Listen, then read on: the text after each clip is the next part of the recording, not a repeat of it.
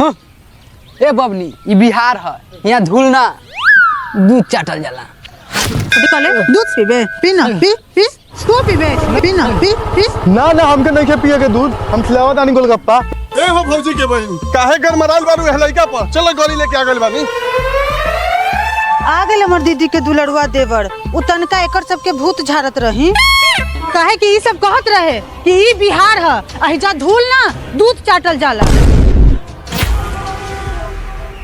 ये चलिए कहाँ गलत कह रहा था, ठीक है तो कह रहा था, ऐसू आपका थान ठीक ठाक। अरे तोड़ा माई के साली जी तू इतना काहे किसी आप कर ये हमर जिगरी गार बा।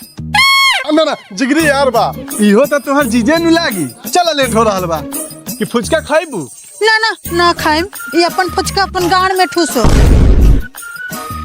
ना ना कहिए तो ठेला फ्री कर देते हैं, आपका जीजा न है। ना ना रहे दी ना खाइब। अरे खाली बोलिए तो फ्री कर देते हैं। अरे साला रहे देना न खाई तो तेल भरा वाला जेबी में झड़ल झांक नहीं के एकरा के फुचका खिएबे। हाँ तो चलिए नहीं खाइएगा तो गरीब बैठिए।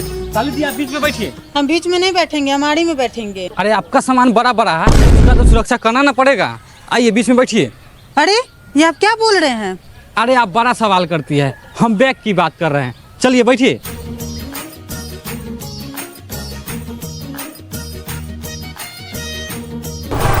साली जी अभी भी मौका है, बोलिएगा फ्री कर दे। ना ना चलिए। हाँ हाँ चपले रहा चपले रहा। तोड़ा माई के छोड़ दो। आई गोलगप्पा खाई टनटना के। आई गोलगप्पा खाई।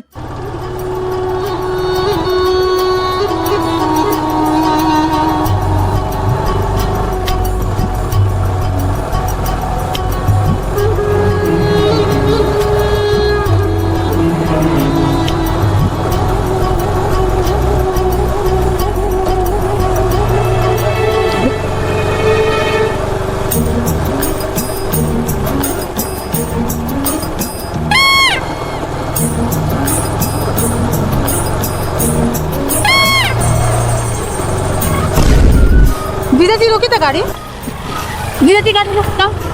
का भइल काहे खिसे आता रू। ये हमार दोनों हॉर्न दाब दुब करता। ए हॉर्न से हिजा बा ऊ कैसे दाब दी।